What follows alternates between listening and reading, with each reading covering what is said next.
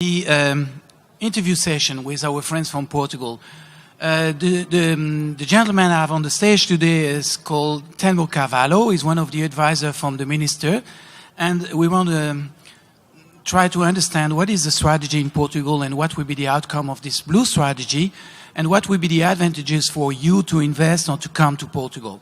So Telmo, can you tell us who you are and what you do in the Portuguese government? So good morning, everybody. A lot of friends around. So I'm the advisor of the Minister of the Sea. I'm the advisor for Science, Technology and Environment. And I'm supporting the Minister to develop the new strategy in Portugal. Good. We heard a lot, about Portugal in the last 2 years, and we know that you are becoming the blue nation in Europe. But can you tell us more about, the strategic view and what is the purpose of developing this intensive blue strategy in Portugal? Well, 2 years ago we have a kind of a shift in terms of ocean strategy in Portugal.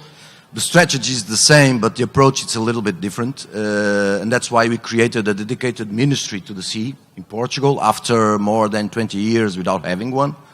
And so because we thought that we needed an integration of the different sectors of activity, we know that the ocean deals with science, deals with economy, deals with transports. And so our approach was to create an integrated vision, and that's why we created a ministry to try to implement that integrated vision. I was just handling this workshop on investment, the of BioMarine, and we had a few bunch of investor, private, public in the room, and we're talking about the Portuguese strategy and this new fund. Can you picture out for our friends in the audience what is this fund and what is the purpose of this fund? So the Blue Fund, you are talking about the Blue Fund. Yeah. The Blue Fund is a new instrument that we created last year exactly to push and promote startups on the economy of the sea. There were no instruments dedicated to push new investments in the ocean, and our general director is now the CEO of the Blue Fund. So you can talk with him after and ask for money there. And so we decided that we needed a dedicated instrument to support some new investments in the ocean in specific sectors, and that's why we created the Blue Fund. That was just released, the first calls. It's open, they are open for new entrepreneurs of the sea. And I advise you all to go to the website, call it Blue Fund, and you will find it in Portugal. And that's it. So this is very interesting. Let me try to come back, to this, so for our audience to really understand. This fund has a Portuguese focus, correct? The fund has a Portuguese focus, but all the projects may have foreign partners. That means that you are a European or a company from Quebec, and you want to benefit from this fund. To be eligible to get, the funding from this fund, you need a partner in Portugal. Yeah. Okay. And the scope of the fund is biotechnology, or is it broader? It's broader, but and we will have still this year a call dedicated only to biotechnology. Although biotechnology companies, bioresources companies can also apply to a call that is already open right now for new entrepreneurs. So it's already possible, but biotechnology will have a dedicated call in the next months. So what I realized, when we're in the workshop with Fausto, this is only Portuguese money. For now, it's only Portuguese money, although the Blue Fund is available to cooperate with other international funds. So we can having some mixed models of funding with other international funds. Okay. And the first closing, Fausto, is about 10 millions? Okay, 10 million. Yeah, for now it's 10 millions are allocated for calls right now. Okay, and year after years you expect to bring an average 20 million per year? Yeah. Okay, correct. So this is good news. When we talk about biotechnology, do you also include aquaculture, or is it a separate? What is the view about the blue bioeconomy, from a Portuguese point of view? Well, we are also including aquaculture in these several components, yes. Although for aquaculture we have a specific plan It's a new strategy for aquaculture production because we want to invest in some areas, although maximizing the aquaculture that we already have, but also investing in new forms of aquaculture and especially investing in offshore aquaculture for environmental purposes, but also because of natural conditions for that. So we are also investing in technology for new platforms of aquaculture, and that can also be supported by the Blue Fund. Okay, so Portugal is a very interesting country because you have the mainland. Let me just add that Portugal is right now in Europe the country where you can set up a company for aquaculture in less time. 3 months. Say again? Portugal is the European country where you can have set up a company for aquaculture in less time, 3 months. You can have a company there in 3 months and have your aquaculture business. You have a website dedicated to that, where you have the spaces where you can do aquaculture in Portugal. It's called eaquiculture.pt. You can go there and browse it. You will have there all the legislation applicable, all the spaces, the maritime spaces where it's possible to do aquaculture. So it's really an investment of Portugal in the aquaculture sector. Interesting, very interesting. You're really an amazing country, developing very fast and adapting to the new technology. Talking about education, because education is setting up and preparing the grounds for the next generation.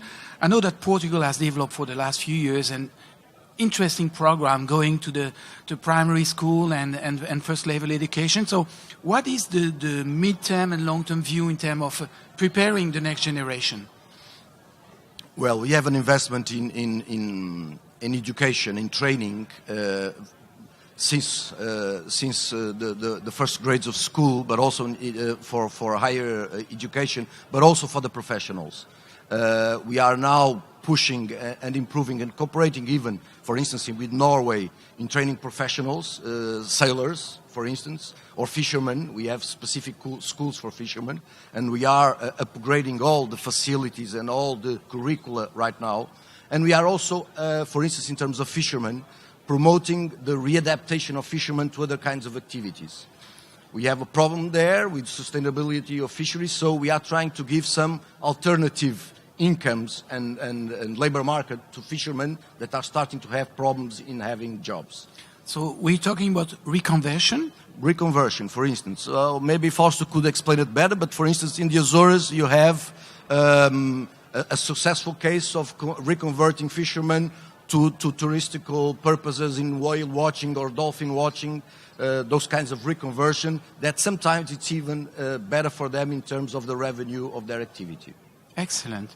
As we're talking about reconversion, I want to address, the point of unemployed people. We have a strong will in Europe, to get rid of unemployment. And how do you foresee the evolution using the blue growth potentialities to bring those people back on track and give them a new qualification?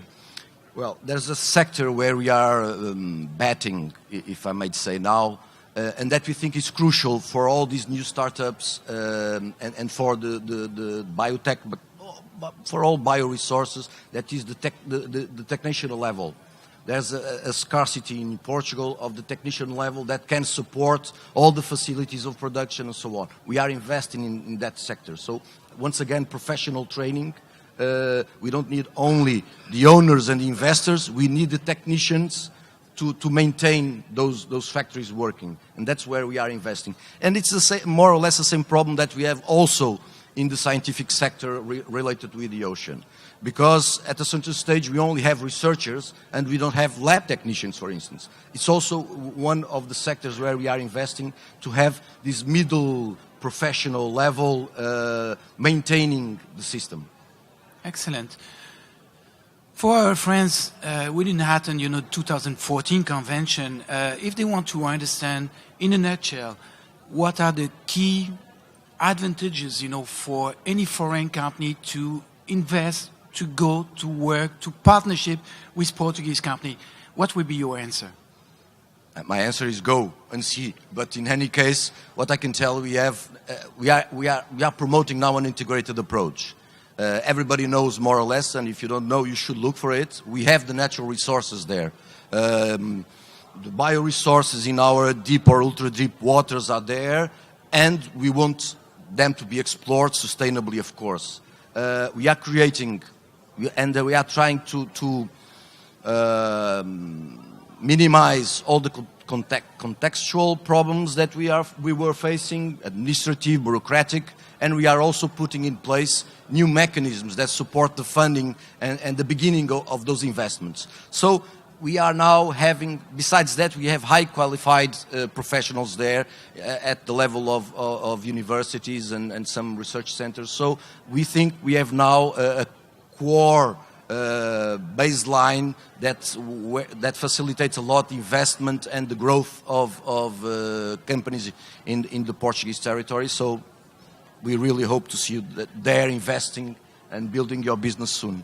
I see in the audience that we have a few Portuguese famous companies that are very successful abroad, like biomimetics, like Buggy Power. They are a good example of high-skilled professionals. Exactly, and we have also our friends, from CIMA, which is a very clever research innovation center that is bringing new fresh ideas, abroad.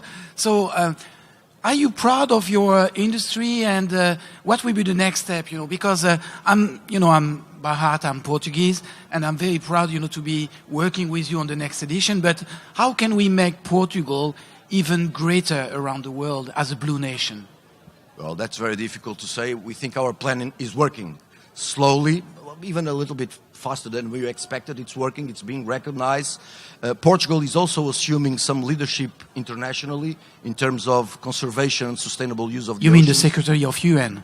Not only. For instance, Portugal in principle will host the next Ocean UN conference in 2020 in Portugal. Excellent. So we are also, it's not only an issue of economy, it's also an issue of sustainability, and we want also to leader that process internationally. So we are creating the conditions for sustainable development. We want to use our resources and we want to protect them at the same time. We have other projects that we consider they will structure all these combined efforts, like for instance the observatory in the Atlantic, exactly in the middle of the Atlantic, where we expect to combine Excel researchers with interested companies in bioresources, and our regional secretary is the man that will support the Ministry of the Sea doing that. Additionally, we are creating conditions, for instance, in Lisbon with the Sea Campus, where we will have a space where researchers and businessmen can integrate their lines of activity. So with all these new projects together with an integrated vision of how to explore, we think we will achieve our goal, that is to double the weight of the economy of the sea in Portugal until 2020. This is great. This afternoon we'll have the chance to talk with our friend, from the Azores, and so I don't want to go too fast. But let me ask you another question about the European partnership. How do you see the evolution for you and Portugal in terms of EU relationship? Because EU has financed a lot in the development of the blue growth in Portugal. But is there new step that we can afford, and where do you want to go? And with the commissioner. That is also Portuguese, at research part. How can we anticipate, the next round for the Commission? What will be the next developments?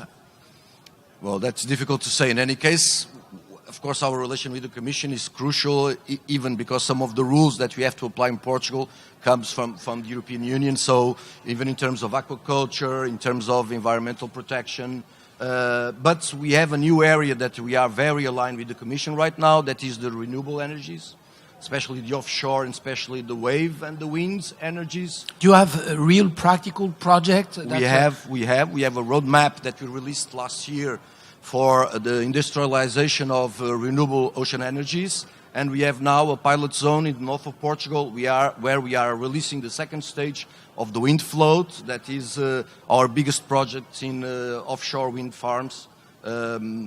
Already a big scalable project that is just now being put in place and prepared. So it's really an investment, even because we want to create in Portugal a platform of low carbon emission, even for maritime transport, where we are thinking in reconverting some of our fleets to LNG instead of normal fossils. Okay. Another question about seaweed. I know that there's a lot of research in Portugal going on seaweed and microalgae. Can you tell us more about what is going on?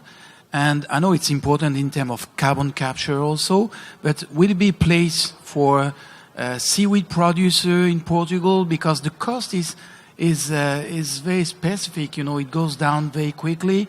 Is there a way for developing this seaweed industry? It's obvious that you have a lot of people here that can explain you better than I what is the status of seaweed production in Portugal. We have several companies here that can do that. From our side, as government, what we are trying to do is to facilitate their job. And that is our approach. Okay. And then, besides facilitating their job in terms of process and in terms of areas where they can settle their activity, starting to have financial boosts for the beginning of their activity. That's what we are trying to do, because managing the ocean is not only a task of the government, of our company. It's a task especially of the private sector. They have to know where to invest and what will be profit for us. What we have to do is to give them the conditions for analyzing and for the investment return. That's what we are trying to do. I like this. The last question. Next year we're going to move to Portugal. We're going to bring back, BioMarine to Portugal. Why? Can you tell us to our friends? It's simple. We really believe in this platform. We think you've been playing a major role in Europe and outside of Europe in the last years, and we really see the added value of having together the chain of value of bioresources in one place, creating business opportunities. So for us, it's an opportunity, once again, to promote our companies and especially to promote our country, because when the people go there, they see the added value and they see the new conditions that they have to invest. So that's why we want you to be there, and we will welcome you there next year. Thank you very much. Telmo Carvalho is the advisor for the Minister of the Sea in Portugal, and I'm very happy that next year we're going to move back to Cascais. Thank you very much, and let's stay tuned. Thank you. Thank you.